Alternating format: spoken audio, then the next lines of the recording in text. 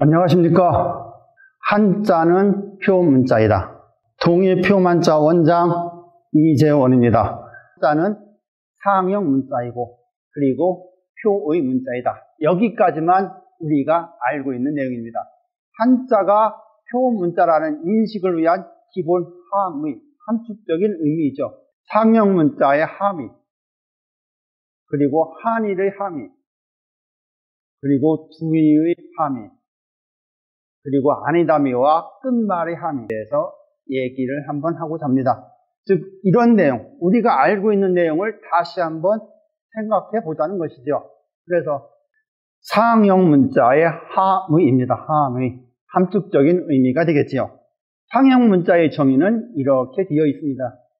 물건의 모양을 본떠 글자를 만들어 글자의 모양에서 언양과의 관련이 조금이라도 보이는 문자. 참으로 어렵게 설명되어 있습니다. 간단하게 보면 이런 내용이죠. 여기에 두 개가 있습니다. 여기에서 이런 문자가 나왔다는 것이죠. 두 개의 모양을 제시하고 주의라는 한자가 나왔고, 또한 이런 모습을 보고 사람이라는 문자가 만들어졌다는 것이죠. 그런데 우리가 상형 문자의 개념을 우리는 지금까지 잘못 이해하고 있었던 것 같습니다. 즉, 상형 문자를 이해하는 방법은 두 가지 방법이 있습니다. 첫 번째로 상형과 문자의 통합 형태입니다. 통합. 여기에서는 상형에 대한 요소가 없고 문자만 남습니다. 예를 들어서 주의가 있습니다. 어떻게 상형으로 설명될 수 있을까요? 여기에서는 여러분들이 주의 문자에서, 사람인의 문자에서 길이가 있어야 된다는 것이죠. 길이. 그리고 굵기도 있어야 되고, 그리고 방향도 있어야 된다는 것입니다. 우리가 상형 문자로 형성된 문자에서 이런 내용이 전혀 없다는 것이죠. 따라서 문자에서 상형의 섬세한 요소가 없습니다. 단지 주의, 사람인을 써놓고 나서 이것은 주의고 이것은 사람인이다. 이런 내용이죠. 그래서 궁극적으로는 상형이 문자에 통합이 된다는 것이죠. 즉 상형의 개념은 없고 문자만 있다는 것이죠. 그러면 상형 문자의 기본적인 의미에 어긋난다고 볼 수 있습니다. 그래서 상형 문자의 개념을 이렇게 저는 해석해 보았습니다. 상형과 문자의 연계. 예를 들어서 이런 것들이 있죠. 남녀가 있습니다. 남녀. 형제, 자매, 부부가 있죠. 남녀라는 것은 뭡니까? 남자가 있고 여자가 있죠. 결코 둘이 통합이 될 수 없습니다. 그래서 남녀라는 말에는 항상 관계가 붙습니다. 관계. 그러면 관계라는 말 속에는 남이라는 속성, 여라는 속성을 서로가 인정해 준다는 것이죠. 그래서 남자와 여자의 관계, 애인이냐 부부냐 이런 관계. 그러니까 남의 속성, 여의 속성 그대로 유지하면서 단어를 구성한다는 의미죠. 그래서 우리가 상형 문자라고 하는 것은 통합된 형태가 아니고 이런 형태라는 거예요. 상형에 대한 기술이 있어야 되고 문자는 음으로 표현이 되죠. 그래서 문자에 대한 표현이 있어야 된다는 겁니다. 그래서 상형과 문자는 이렇게 조합의 형태로 된다는 것이죠. 상형과 문자의 조합, 그리고 이것이 어떤 관련이죠. 연계가 된다는 것이죠. 상형이 있으면 그에 따라서 문자인 표현이 반드시 있어야 한다는 것입니다. 그래서 상형과 문자의 해석은 아래쪽, 제가 한쪽으로 해야 된다고 저는 생각을 합니다. 한일이 함입니다. 왜 일이라고 할까요? 일. 다른 음도 아니고 왜 일이라고 할까요? 이것은 한일은 어디에 있습니까? 한일은 일익부수에 있습니다. 일익부수 한자에 있죠. 그럼 일익부수 한자는 이렇게 6개로 제시되어 있습니다. 일, 본, 주, 별, 을, 벌로 되어 있습니다. 사실 이것은 우리가 한자를 배우면서 가장 먼저 배워야 할 한자입니다. 그런데 교과 과정에서도 이런 한자들은 안 배우죠. 가장 기본적인 한자인데. 그러면 여기에서 어떤 특성이 있을까요? 잘 보고 유심히 보면 종성이 니을로 끝나는 게 4개가 있습니다. 즉 이런 한자가 있다는 것입니다. 이렇게. 이것은 무엇을 의미할까요? 일, 별, 을, 벌.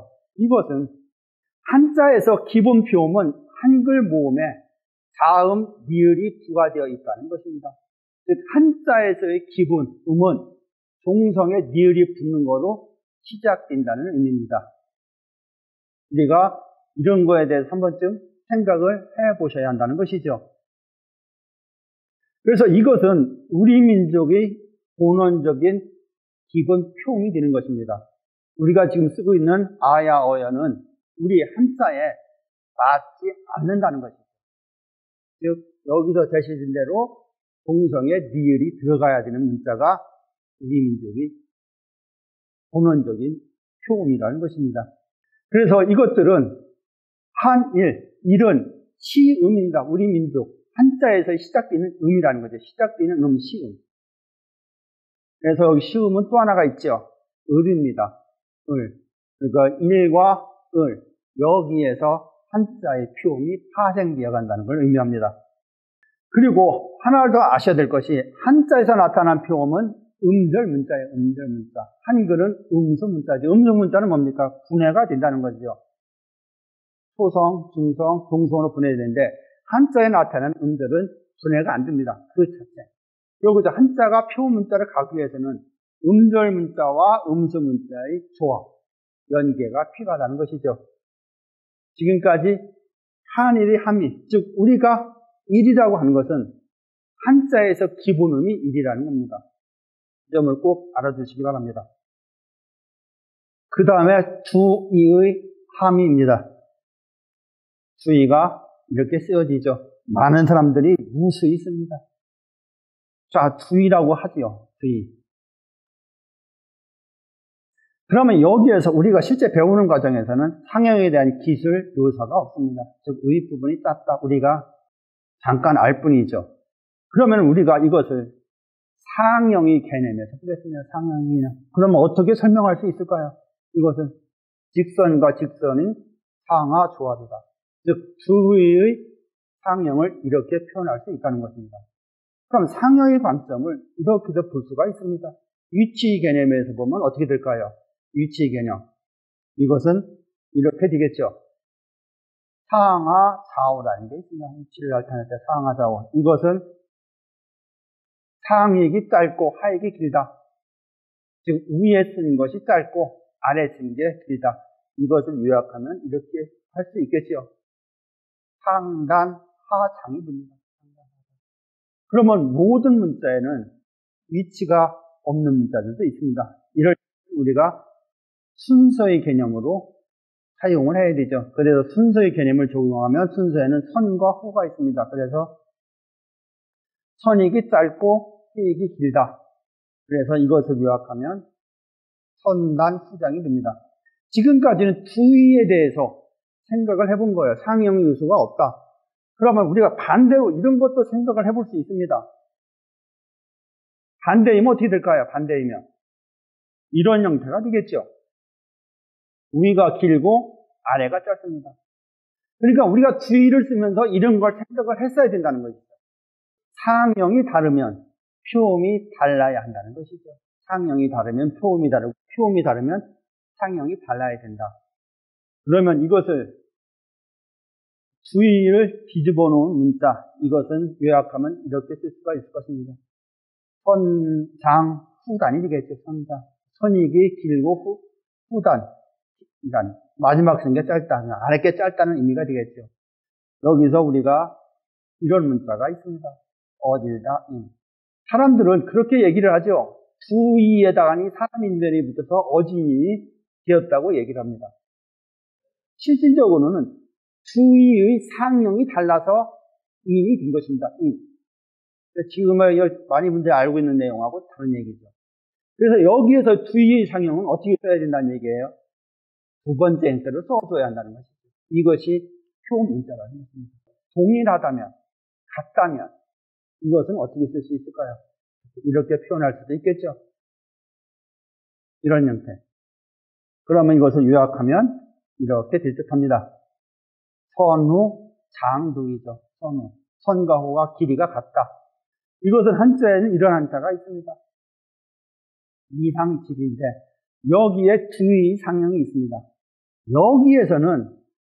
여기에서는 일의 음이 들어가기 때문에 주의 상형은 같게 써야 된다는 거예요.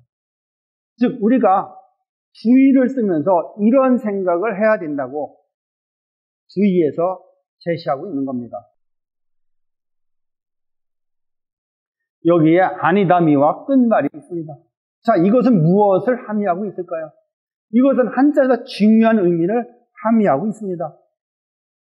여러분, 이 두 개를 어떻게 설명할까요? 어떻게? 이렇게 설명할 수가 있을 것입니다. 즉, 이 두 개의 문자는 한일과 나무목이 조화돼요. 조화. 그러면 여러분은 어떻게 설명을 하냐면 이렇게 설명할 것입니다. 주의의 관점에서 봤을 때 이것은 선단 위에 짧은 것이 이가 되고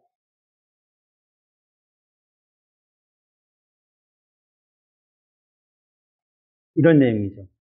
여기에 길이가 한자가 다르다는 거예요. 여기서 표음의 원리가, 표음의 요소가 함의하고 있는 겁니다. 즉, 한자에도 길이 개념이 본질적으로 내재한다는 거예요. 이 문자를 통해서 이 문자의 존재 의미는 이것을 얘기하는 거예요. 한자에 길이 개념이 있다. 그것을 우리는 깨달아야 된다. 이거죠. 그러면 이것을 이렇게 확대할 수가 있어요. 모든 한자에도 길이 개념이 내재해야 한다. 길이 개념이 일반화예요. 모든 한자에 길이 개념을 적용시켜야 한다. 이런 거죠. 그러면 길이 개념이 일반화, 표준화가 되겠죠. 그러면 이것을 한자에 적용이 되면 상형 문자이니까 상형에 굵기 개념이 들어가야 돼요. 굵기 개념. 그러니까 우리가 주의를 쓰면서도 위에 게 길 수 있고 밑에 게 굵을 수 있다는 것을 알고 있어야 되는 거고. 그럼 굵기는 이렇게 표현할 수가 있겠죠. 선광, 후광, 광동입니다. 즉 선익이 굵거나 후익이 굵거나 굵기가 같은 경우. 이런 경우도 한자에 적용이 되어야 됩니다. 한자는 표문자이다 해서 관련해서 저희 처서를 소개하겠습니다. 표만자 원리, 표만자 해례, 그리고 한자의 표문자와 해례입니다.